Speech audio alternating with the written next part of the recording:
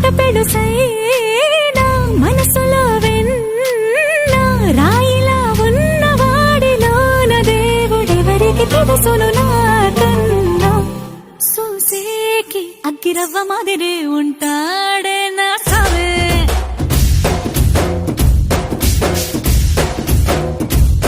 మెత్తాని పత్తి పువ్వుల మరి సంటాడే నా సావే